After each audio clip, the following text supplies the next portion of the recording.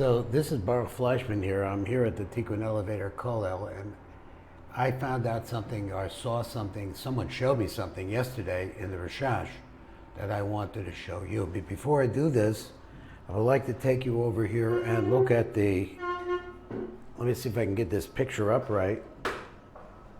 What are we looking at? Well, a few years ago, like maybe 10 years ago, I bought an apartment here in a place called Nof Tzion. I don't know if you could see it or not, if I got it right, but actually it's very close to us, but the way the camera works, it doesn't look that close. We're about, let's say, a 3/4 mile crow's fly to the base of Mikdash. That's the Dome of the Rock out there. Now, surrounding this area is a place called, well, we're in a place called Jabal Makaber. That's this is Arabs. They live on the east side of Jerusalem, which is where this apartment is. Originally, the apartment was speculative and it was questionable, you know, whether they're going to give it back. And you have a lot of things about Israel which are very questionable.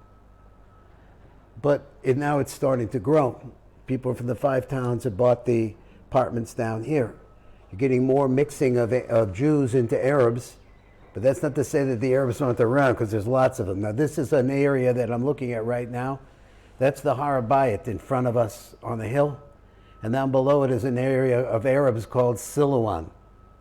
So all the whole east side is Arab. As you go over here, you see the towers. That's where the Jews live.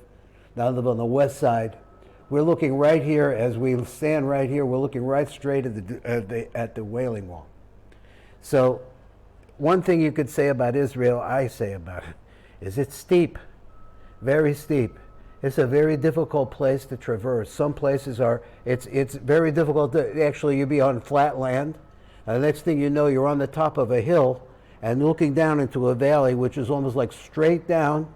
It's incredible views over and over again. And here I am on the side of a mountain, or somebody cut away this cliff or something. And this place is strictly vertical. I'm on the ground floor of the parking lot, and it's the 3rd floor from the bottom. So if you look down a little bit, if you can see down, then you'll see. Now this is a synagogue that they're building for us here. And you see the mikveh is being, I don't know if you could see it or not, but the mikveh is being built. The builders, all the people who do the construction work in this country are Arabs.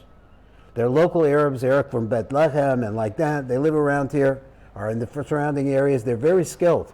And they know how to build all this. The Jews, that we hire them. So that's what the Arabs are good at. That's what they're doing. They're building Jerusalem. And we're moving into different places, but it's a long-term process. Now I'm going to bring back, as to how we got this place is because we knew Gita Galbert, who was selling it at that time. And Gita Galbert, we saw something. We had another house in Tzfat, which we have rented now. And it pays for this place. It's just a nice little thing that Hashem set up for us, because we're very Zionistic and we love this land. So here's a little thing that I was in shul last Shabbos, and I brought my trusty Rishash Siddur with me, Rachov Zanahar, because there's a part in there at the beginning of Kabbalah Shabbos, what we call Kabbalah Shabbos, there are some different kinds of equations that are put together to give us a sense of what the magnificence of Shabbos is concerned. I wanted to do that. Part of it is to stand in a high place and look out towards the west as the sun is going down, in the imagining of bringing the upper world and the lower world together. This is all the kavanah that you have over there, and I wanted to do that. So over there I see there's another guy out there. He's not doing that, he's doing something else, and he notices me. And so later on, while they're doing Kabbalat Shabbat over here, and in a little trailer, I don't know if you could see it in the first part of the video, in a little trailer, and he started asking me some questions. He said, hey, you know, you could look at this or that, or where'd you get that? How'd you learn all that stuff? Where did you get it? Meanwhile, he's speaking to me sort of like in a, I don't really speak Ivrit. I'd like to, but I never hear long enough to really get into it.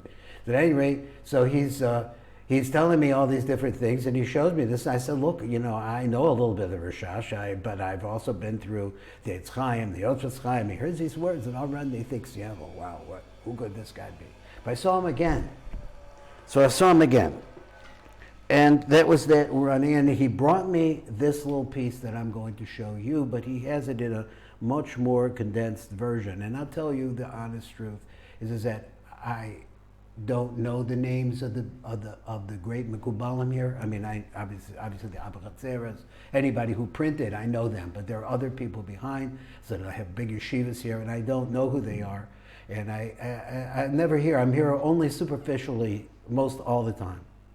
So here's what he says like this. Let's read these words, and we'll just get an idea of a nice little kavana that we have going on. He says, Beina Meitzrim. So now I didn't even realize when I was talking to him that we're in the 3 weeks. I've been touring and running with my family. I'm too old for it, honestly. I need some more time, but God is merciful. So he says, Beina Meitzrim, which is this 3 weeks. The Kamiki Osius Ritzeh. He says, look at the word Ritzeh. Ritzeh is a lashon of ratzon, wanting and trying to seem acceptable. But the letters themselves aim sorrow. They also make the word for pain. So this gives us an insight in one of the most important and fundamental aspects of Kabbalah, which is sweetening dinim. The world is created in din. You know, all those Elokims at the beginning of Bereshis, Elokim is lashon din. So all of these dinim have pains along with them. So Ratzeh could also be sorrow. So he says, Shehem Elokim Dehayin. Now we have to see what he means by an Elokim Dehayin. There are different ways to spell out the name Elokim. There are 3 different ways. The first 2 letters and the last 2 letters of Elokim don't never change. But the one in the middle, which is the Hey, changes. It could be an Hey Yud, it could be a Hey Hey, or it could be a Hey Aleph. So in this case, it's Hey Hey. So if we take that name, we're going to see it right down here below. That's the name, if you can follow my finger over here, that's the name of Elokim Dehayin. It comes out to the gematria of, we'll go over it. Let's read the rest of it. Shehem Elokim Dehayin, V'yechaber imo, and you take the Elokim Achayim, and what are we trying to do? Elokim, that name is pure punishment. That is for a person who is being shaped and moved. It's a pain. But nonetheless, we do need that to be shaped and moved, but we need them sweetened. So this Elokim Dechayev Yechaber Imo, the name Adni, which is in the gematria 65, Ya'ala gematria Shin. It comes to the gematria of Shin Yud Nun, which is 360. And parenthetically, it's the circumference of a circle. V'yakav, and you have this ideas like this. This Elokim in this form, we have to find a way to sweeten them. Lahamtikum begimel shemos. You have to take. We're going to take three names, and we're going to sweeten them. Now, in the version that this rabbi showed me yesterday, he has the names. There are 3 havayas. They're in Menukad Patach is one sweetener. The next one is a tseri for bina. So the first right side Patach refers to Chochmah. And then the next Havaya is going to be a sweetener, and it's going to sweeten the Bina side, that's the left side, and it's going to be written with series underneath of it. And the last one is going to be Menukad for the middle line, for Das. So the 3 of them are going to sweeten the 3 lines. What we're trying to do is to get the dinim, the real punishing part of this world, to be sweetened. The idea is to sweeten these names. So he's going to show us these names. Begimel Shemos, with the 3 havayas that I talked about. Kivun Behem Begimel Brachos, so that Rishonos, that the first 3 brachos is a kavanah for this. Shagam Heim Begematria Shin, because they come to the gematria Shin as well. And here's the names that he was talking about. If you take the name Yudke Vavke and you move all the letters to the right, it makes this name.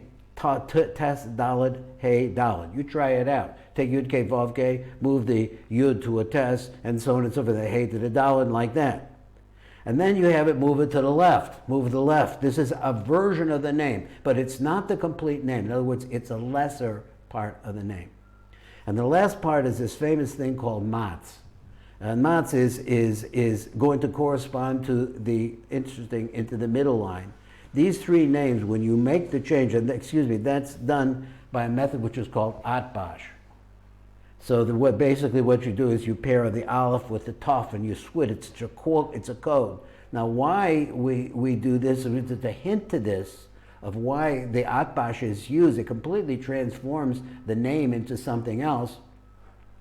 Is a part of this process that we're learning about right now, is that it's used to be able to sweeten something which is, or it is the unsweetened part of the sweet that we want to sweeten more, something like that. So, and then you're taking these names, they've been sweetened by these havayas. These are the versions of the havayas that are transformation, which means they're less sweet. They're sweetened by the havayas, and then they go and they sweeten this name. This is that Elokim Dehayim. It's a gematria Risei, which has the same gematria as the word Risei. You add on the word Adni, and you get to the letter Shin again. Now, the Shin is a whole other story, and we'll talk about it maybe another time. This is Baruch Fleischman. I'm at the Tikkun Elevator Kollel.